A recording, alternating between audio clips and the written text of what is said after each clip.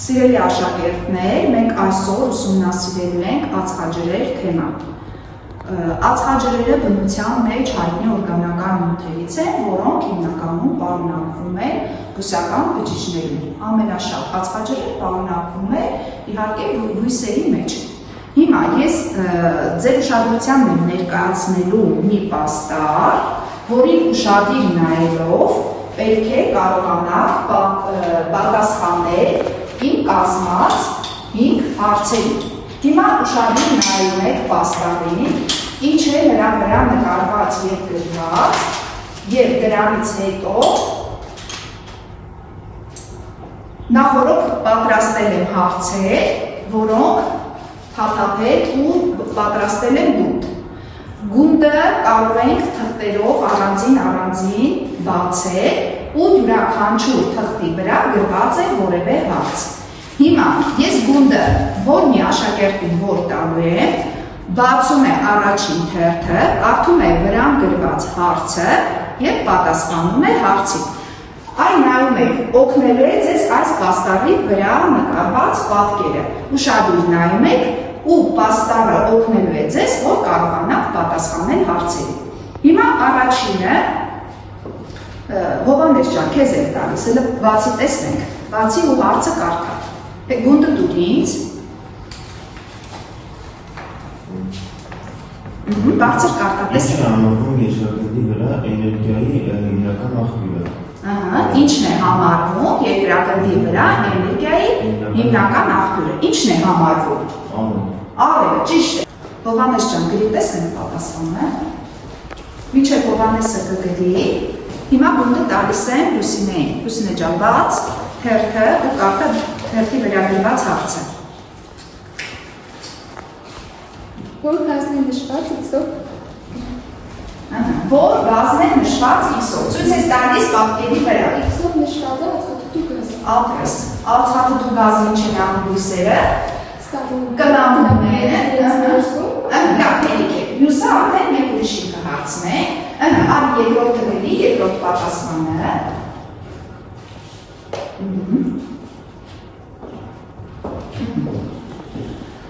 Օնիկ ջան, հաջորդ հարցը դու ես բացում։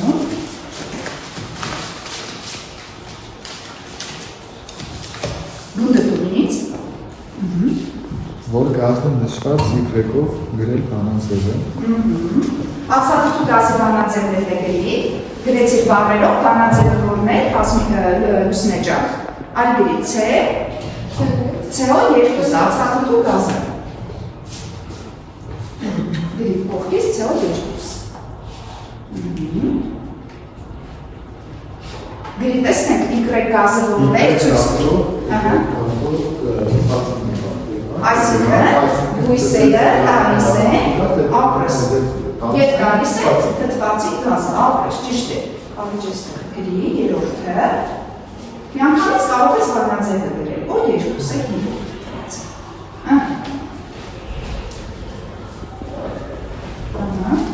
Այժմ գունդը փոխանցենք Արտուրին, Արտուր ջան, դու բացի ու կարդա հարցը։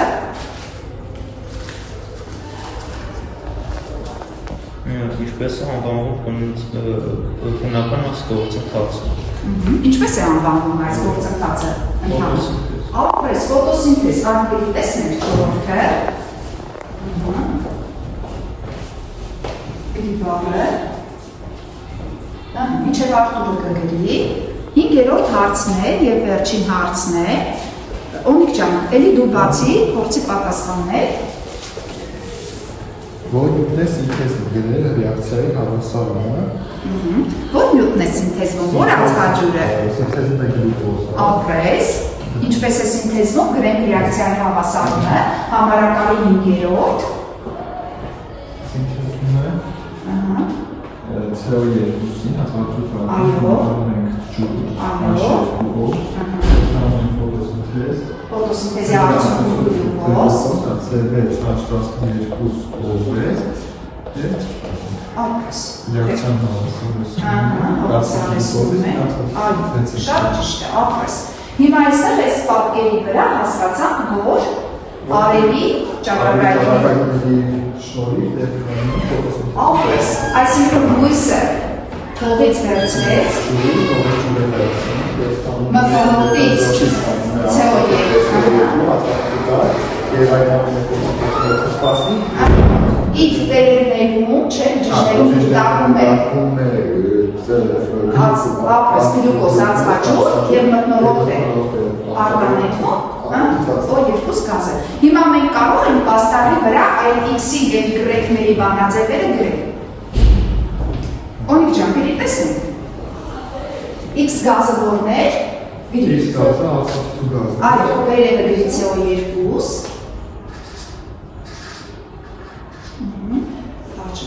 Իսկ Y գազը սա փոխի հացնել։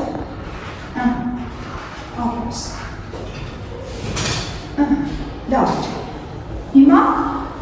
ածխաջրերի դասակարգումից խոսենք, սիրելի աշակերտներ, դիսախարիդները եւ պոլիսախարիդները։ Մոնոսախարիդները կամ միաշաքարները հիմնականում ներկայացվում են գլյուկոզի, ֆրուկտոզի եւ գալակտոզի տեսքով։ Ինչպես տեսնում եք, այդ մոլեկուլը ընդամենը մեկն է ու կազմված է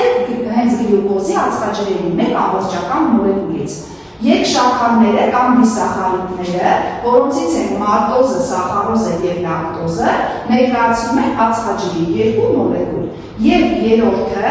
դրանք բազմաշաքարներն են կամ պոլիսախարիդները, որոնք ներկայացված են օսլայի, գլիկոգենի եւ թաղանթանյութի կամ ցելյուլոզի տեսքով ու տեսնում եք, որ շատ մոլեկուլներից են կազմված։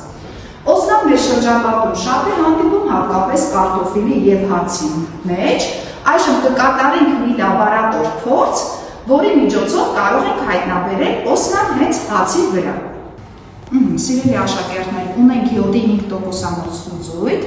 որը կաթեցնելու ենք հացի կտորի վրա։ Ինչպես գիտենք, հացի մեջ օսլան շատ է պարունակվում եւ պետք է յոդի լուծույթից գույնը փոխվի եւ դառնա մանուշակագույն։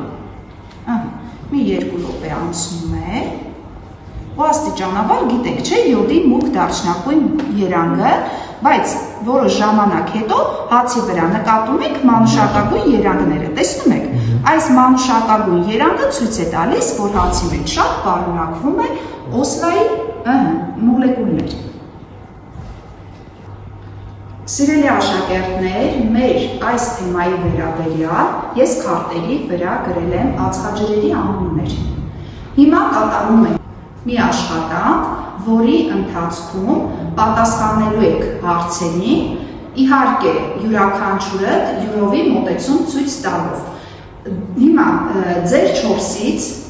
օրինակ առաջինը Լուսինեն կանգնում է, շրջվում է դեպի պատուհանը, ես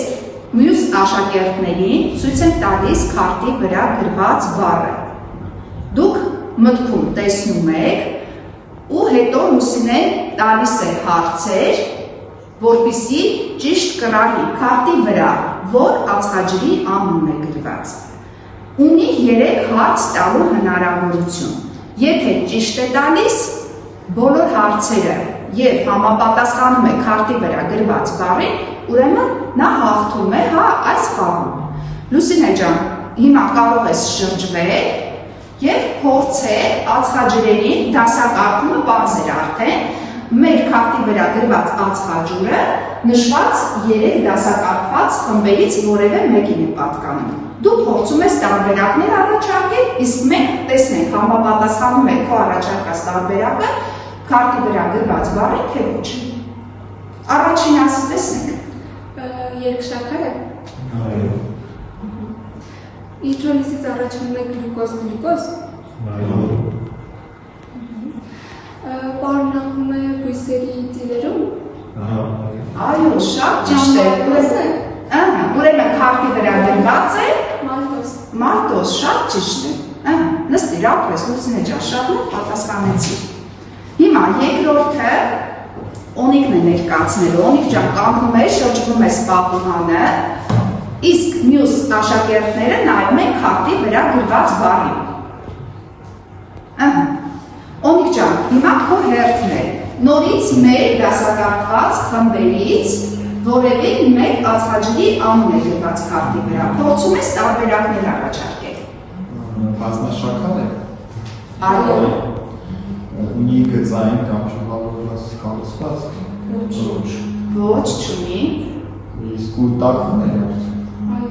Այո, ուրեմն եթե կուտակվում է լյարդում, այո, քարտի վրա գրված է գլիկոգեն բառը, շատ ճիշտ է։ Ահա։ Երեք հարցից մեկին սխալ պատասխանեց Օնիկը։ Արտուր ջան, այժմ քո հերթն է, կանգնիր, շրջվիր դեպի պատը, իսկ աշակերտները տեսնում են քարտի վրա գրված բառը։ Ահա։ Նորից շրջվում ես ու փորձում ես տարբերակներ առաջարկել, որ ճիշտ կռահես, թե քարտի վրա որ ածխաջրի անունն էր գրված։ Քարտի վրա գրված է երկշաքարը։ Այո, երկշաքար էր։ Հիդրոլիզից առաջանակ գլյուկոզից ֆրուկտոզ։ Ոչ։ Միաշաքար։ Ոչ։ Երեք տարբերակները արդեն լրացավ, հիմա ես մի տարբերակ եմ ևս կառաջարկեմ, ինձ թվում է դրանից հետո կկռահես, թե որ բառն է գրված քարտի վրա։ Այս երկշաքարը շատ պարունակվում է կաթի մեջ։ Լակտոզ։ Ապրեստու քարտի վրա գրված է լակտոզ բառը։ Հիմա Հովհաննեսի հերթն է, Հովհաննես ջան, դու ես կանգնում շրջվում դեպի պատը։ Մյուս աշակերտները նայում են քարտի վրա գրված բառին։ Եվ Հովհաննես ջան, շրջվում ես, առաջարկում ես տարբերակներ, ըստ որի տեսնենք կհամապատասխանի քարտի վրա գրված բառի կերպերը։ Միաշաքար է։ Ոչ։ Երկշաքար է։ Ոչ։ Իսկ եթե յոդին կաթոսը վրա դառնում է Այո, այո, շատ ճիշտ է, ուրեմն քարտի վրա գրված է օսնա բառը, ապրեստու։ Լավ էր, ապրեք, սիրելի աշակերտներ, շատ լավ ներկայացրեցիք ու հասկացաք այսօրվա թեման։